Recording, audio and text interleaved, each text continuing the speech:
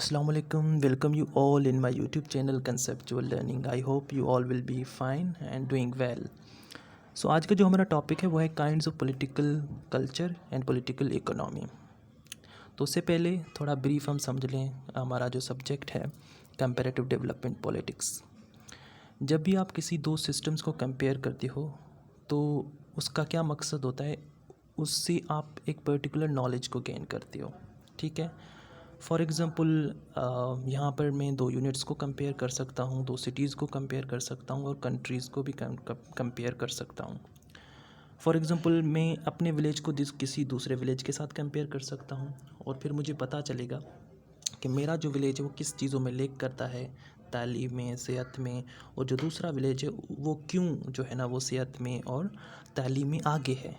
मैं रीज़न ढूंढने की कोशिश करूँगा और मैं रिसर्च करूँगा। ठीक है, तो इसको हम कहते हैं कंपैरेटिव डेवलपमेंट पॉलिटिक्स।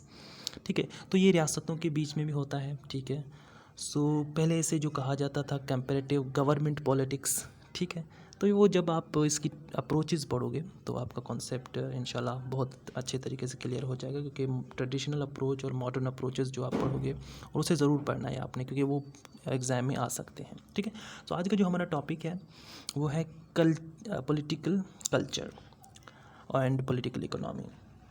जो पॉलिटिकल कल्चर होता है उसकी मुख्तलिफ़ काइंड्स होती हैं। मैं जब पढ़ रहा था, सर्च कर रहा था जो इस टॉपिक के हवाले से, तो इसकी 7 काइंड्स मुझे मिली। मैंने 5 ये लिखी हैं क्योंकि जो 2 थी वो इतनी अहमियत नहीं रखती थी। तो पेरोकियल पहला जो इसका टाइप है वो है पेरोकियल पॉलिटिकल कल्चर। ठीक है, इस कल्चर में क्या होता है, इस कल्चर में लोगों को पॉलिटिकल जो नॉलेज है या पॉलिटिक्स के हवाले में अवेयरनेस नहीं होती है। अब पॉलिटिक्स की जो प्रोसेस होते हैं, जो वोटिंग होती है और जो भी प्रोसेस होता है उसके बारे में नॉलेज ना होने का मकसद क्या है, मतलब कि उनको बुनियादी अपने हकूक़ का नहीं पता। They don't know their basic human rights. जो भी गवर्नमेंट उनको पॉलिसीज़ देती है वो समझते हैं कि गवर्नमेंट उन पे क्या कर रही है, एहसान कर रही है। तो इसको क्या, वो जो पॉलिटिकल कल्चर होता है उसको हम कहते हैं parochial political culture, where people think that whatever government is doing for them, government just blessing on them। तो इनको पॉलिटिकल नॉलेज नहीं होती, इनको बेसिक जो जो वो टैक्स देते हैं उनकी नॉलेज नहीं होती। तो उसको हम क्या कहते हैं, पेरोकियल पॉलिटिकल कल्चर, जहाँ पर लोगों को पॉलिटिक्स की ABC भी नहीं पता होती। ठीक है, पाकिस्तान में देहातों में ऐसा ही है, जो वोट वो एक बिरयानी की प्लेट पे देते हैं। तो ये उस कल्चर को हम क्या कहते हैं, पॉलिटिकल साइंस की जो टर्मिनोलॉजी है, कंपैरेटिव डेवलपमेंट की जो टर्मिनोलॉजी है, उसमें हम पेरोकियल पॉलिटिकल कल्चर कहते हैं। ठीक है, second, subject of subject political culture. ठीक है, इसमें क्या होता है कि लोगों को नॉलेज होती है बट उनको पॉलिटिक्स में कोई इंटरेस्ट नहीं होता। ठीक, वो वोट तो देते हैं बट उनको कोई उम्मीद नहीं होती कि मेरा वोट, ऐसा कोई, लोग समझते हैं कि यार मैं अगर वोट नहीं दूंगा तो क्या फ़र्क पड़ेगा। ठीक है, तो इसमें क्या होता है कि लोगों को नॉलेज बहुत कम होती है पॉलिटिक्स के बारे में, कि एक वोट भी उनका कितना कीमती है। ठीक है, जैसे कि वोट की उनको उनको अहमियत का नहीं पता होता। इसको कहते हैं सब्जेक्ट पॉलिटिकल कल्चर। उसके बाद पार्टिसिपेंट पॉलिटिकल कल्चर। ये कल्चर बहुत अच्छा है, इसमें लोगों को पता होता है, अपने बेसिक राइट्स का पता होता है। ये most of the European countries में ही होता है, जो स्कैंडिनेवियन कंट्रीज़ हैं जहाँ पर लिबरल डेमोक्रेसी है, तो वहाँ पर लोगों को क्या होता है वो पता होता है। किस कल्चर में, इस कल्चर में, इसमें लोगों को अपने बुनियादी हकूक़ का पता होता है, क्योंकि ज़ाहिर बात है लोग एजुकेटेड होते हैं तो उनको पता होता है, वो पार्टिसिपेट करते हैं डिसीजन मेकिंग में। ठीक है, उसके बाद है सिविक पॉलिटिकल कल्चर। इसमें लोगों को मतलब कि इतना बुनियादी हकूक़ पता होते हैं कि कोई भी MNA हो, MPA हो, अगर वो डिलीवर नहीं करता तो उसको किक ऑफ कर देते हैं। यानी कि हम कह सकते हैं जो कंट्रीज़ फॉर स्कैंडिनेवियन कंट्रीज़ हैं, ये दोनों जो पॉलिटिकल कल्चर हैं ये वहाँ पर पाए जाते हैं। यहाँ पर अनफॉर्चुनेटली एशियन में इतनी ज़्यादा हम कह सकते हैं ये कल्चर नहीं पाए जाते। सो ये दो पॉलिटिकल कल्चर ऐसे कल्चर हैं जहाँ पर लोग अवेयर होते हैं पॉलिटिकली। ठीक है, और ये लिबरल डेमोक्रेसीज़ जो भी कंट्रीज़ हैं, स्कैंडिनेवियन कंट्रीज़ हैं या European most of the countries जो हैं, वो ये वहाँ पर आपको ये पॉलिटिकल कल्चर मिलेगा, ठीक है। उसके बाद है इलीट पॉलिटिकल कल्चर, ये पाकिस्तान को फिट करता है पाकिस्तान में आपको इलीट पॉलिटिकल कल्चर मिलेगा, ठीक है।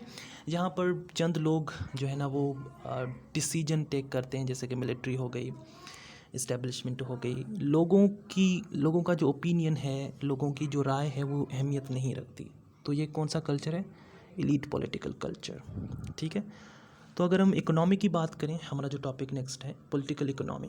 Political economy classical political economy है, जैसे इसमें हम क्लासिकल में कम्युनिज़्म को पढ़ते हैं। उसके बाद जो एडम स्मिथ हैं, जिन्होंने लिखा था, बुक लिखा था इकोनॉमी पे, ठीक है, वेल्थ ऑफ द नेशन, ठीक है, तो उनकी थ्योरीज़ को पढ़ा जाता है। तो पॉलिटिकल इकोनॉमी मतलब कि आपके पॉलिटिकल आइडियोलॉजी कौन सी है। फॉर एग्जांपल कैपिटलिज्म, कम्युनिज्म, इनकी बोथ की आइडियोलॉजी क्या है। कैपिटलिज्म क्या कहता है कि फ्री छोड़ दो मार्केट को, ठीक है, गवर्नमेंट जो है वो इंटरवेंशन ना करे बिज़नेस में, जो भी रेट हैं किसी भी चीज़ के, जो कमोडिटीज़ के रेट हैं, गुड्स के जो रेट हैं, वो एक इंडिविजुअल तय करे, ठीक है। गवर्नमेंट का कोई इन्फ्लुएंस नहीं, गवर्नमेंट को सिर्फ हम टैक्स देंगे, ठीक है। तो ये क्लासिकल है, यानी कि इसको पढ़ा जाता है। अब कंटेम्प्रेरी की बात करें तो कंटेम्प्रेरी में आपकी जो, क्योंकि कैपिटलिज्म के भी बहुत से काइंड है, तो कंटेम्प्रेरी में कई कंट्रीज़ ऐसी हैं जो सोशलिस्ट हैं, कई कंट्रीज़ ऐसी हैं जो मिक्स्ड सोशलिस्ट हैं। जो फॉर एग्जांपल चाइना को हम कंप्लीट सोशलिस्ट नहीं कह सकते, ठीक है। क्यूबा को हम कंप्लीट जो है ना सोशलिस्ट स्टेट नहीं कह सकते, वो वेलफेयर स्टेट हैं। तो यूरोप में कई ऐसी स्टेट हैं जो मिक्स्ड हैं। कैपिटलिज्म की जो थ्योरीज़ एंड डॉक्ट्राइन्स हैं उनको भी वो फॉलो करते हैं, और उसके साथ साथ जो सोशलिज्म के अच्छे अच्छे आइडियाज़ हैं उनको भी वो फॉलो करते हैं। तो ये क्या हो गई? वेलफेयर स्टेट होंगे। अब आगे तो आपको पता है कि मार्क्सिज्म पॉलिटिकल इकोनॉमी है, ठीक है। मार्क्स का जो व्यू था, कम्युनिज़म की मैं बात कर रहा हूँ, तो उसको अगर आप डिटेल में पढ़ेंगे तो आपका कॉन्सेप्ट और भी क्लियर हो जाएगा। ये तो मैं जस्ट आपको काइंड बताऊँगी पॉलिटिकल इकोनॉमी के जो काइंड है वो क्या, कौन कौन से आपको पढ़ने, ये समझो तो आउटलाइन है, ठीक है। डिटेल में मैं नहीं बता रहा। आप ये सर्च करोगे, इस पे पढ़ोगे, नोट्स बनाओगे तो आपका कॉन्सेप्ट क्लियर हो जाएगा, ठीक है। कंटेम्प्रेरी पॉलिटिकल इकोनॉमी को पढ़ना है ठीक है। उसके बाद मार्क्स पॉलिटिकल जो मार्क्सिज्म है उसकी क्या थॉट है वो भी आपने पढ़ना है। इंस्टीट्यूशनल पॉलिटिकल इकोनॉमी, इसमें इंस्टीट्यूशन जो हैं, वो जो आपके इदारे होते हैं उनको बहुत ज़्यादा एम्फेसाइज मिलती है कि जो इदारे होते हैं वही इकोनॉमी को शेप करते हैं, ठीक है। जैसे कि जुडिशरी, एग्जेक्टिव, पार्लियामेंट, ठीक है, उनको ज़्यादा अहमियत दी जाती है क्योंकि उनके डिसीजन जो होते हैं वो किसी कंट्री को हम कह सकते हैं कि उनके अच्छे साबित भी हो सकते हैं और बैड साबित भी हो सकते हैं, ठीक है। तो इंस्टीट्यूशनल ये एक पॉलिटिकल इकोनॉमी होती है, या हम इसे अप्रोच भी कह सकते हैं एक।